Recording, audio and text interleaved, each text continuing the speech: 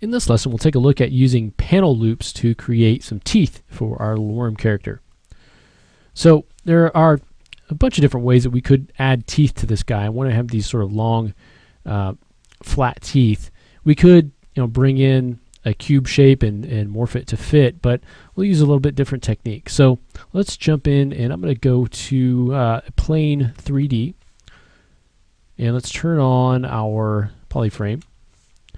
Go to initialize, and let's start to change the divisions here. So I want to dial these H divisions down, and I'm going to set that to 8. And actually 1, 2, 3, 4, 5, 6, 7. So I think I want to have 8 teeth, so I'll set it to 9. There we go. And let's take the V divide down all the way down to 3. Okay, so we end up with something like this. Now let's go ahead and make that a poly mesh. And let's import this or append it into our Z tool. So we'll come in here, go to subtool, let's append, and let's append our new plane here. We'll select the plane, and let's move it up into position. So we can use move here, or we can use our deformation, and we want to offset it actually in the Y here. Move it up into position, and then in the Z, move it kind of forward a little bit. Okay, now I want to use the move brush with symmetry on in the X. So activate symmetry, the X. And now I want to start to shape this a little bit. So I want to take these endpoints and move them back. You may have to adjust your brush size a little bit. So we have just a very little bit of geometry that we have to worry about here. So it's pretty straightforward as far as moving this. I want to move these points in here, kind of move these in a little bit. Kind of a smaller draw size. And catch this point right on the end here and bring that in. Same thing down here. Just kind of do a little bit more shaping on this so that it fits inside our character's mouth. I'll come in here. Now we haven't, finished sculpting the character yet, so there's a lot of detail that we have yet to add. But we'll get these sort of teeth built in and then kind of sculpt around them.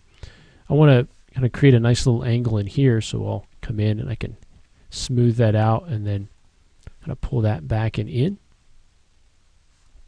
Same thing here, kind of pull this back a little bit. Maybe pull it up a little. And we just want to space them out so that, thinking about each one of these as a tooth, we just want it to be a similar width.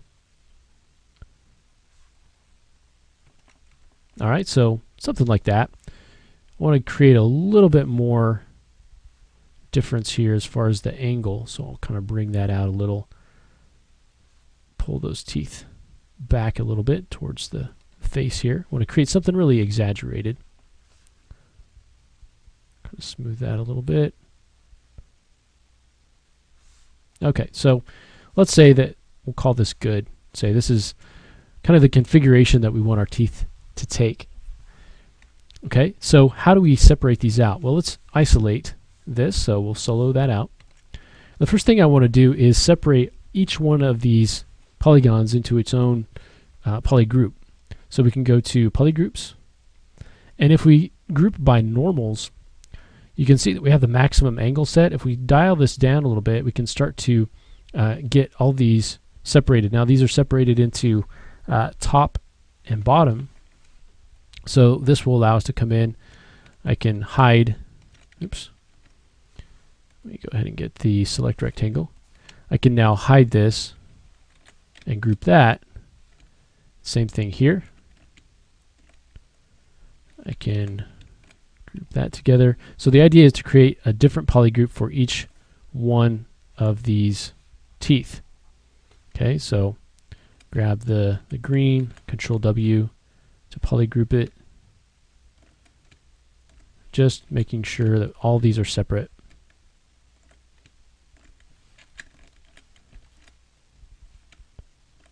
Okay.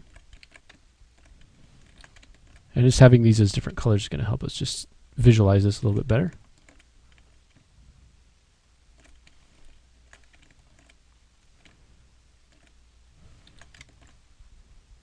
So we want all these to be different polygroups.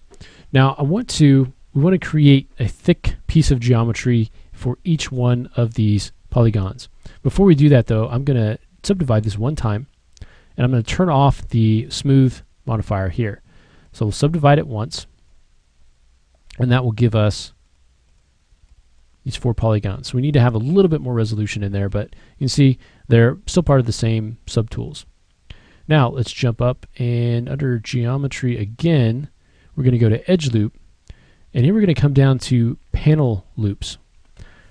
Now, so what panel loops are going to do are going to create raised beveled pieces of geometry for each polygon, each polygroup rather. So we want to create teeth out of this. So we want to have double-sided geometry, so we'll choose panels double-sided. We can choose the number of loops, and we can choose the thickness. So we'll give it a little bit more thickness, and we can test this and see how it looks. I want to turn the polish down so that it stays nice and sharp here. And then we also have the bevel amount. The elevation, I'm going to set that down to 0. So it'll be kind of halfway from the middle where this is, instead of all coming out from the base. And let's go ahead and create panel loops. Now you'll notice it says we can't do it with multiple subdivision levels, so we'll go ahead and delete our lower level, and we'll create panel loops. Now you can see it's created extra geometry here. It's created a thickness, and it created sort of a bevel, but it separated each one of those polygroups into its own sort of tooth shape. Okay, they're all kind of right next to one another. Now you can change the thickness of that if you want to. If you want to make that a little bit thicker, we can undo that, change the thickness, increase that thickness a little bit, run panel loops again. Changing the number of loops will change the number of loops here, as you see. And you can also, if you want to decrease the bevel amount, you can make it a little bit sharper, so something like that.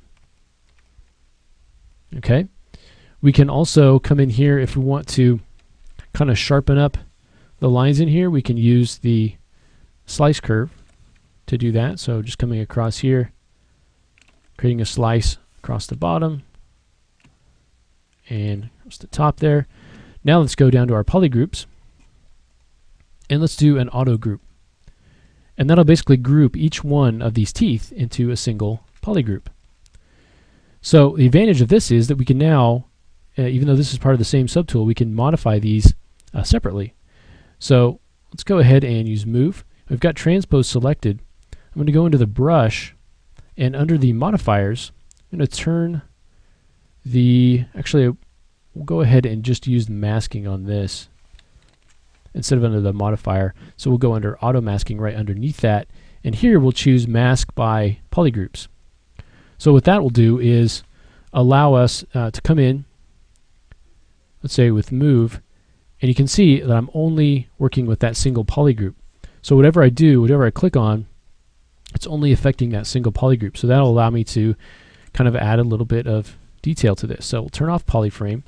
Let's also take away the solo of this. And so now what we can do is come in and start to manipulate these. So come to rotate. We can kind of rotate the base of that back in, and if we want to make it a little bit shorter, we can do that. We'll draw it out from here, kind of make that a little bit shorter. We want to kind of break it up a little. So coming in here and having that auto masking really helps us to kind of not have to worry about affecting the other teeth. Okay, so we can really create some interesting effects. We can come here and grab maybe this bottom tooth and kind of rotate it in a little bit. Grab this top one, rotate it out. We don't have to worry about masking these because we're using the auto masking. Otherwise we could mask them out.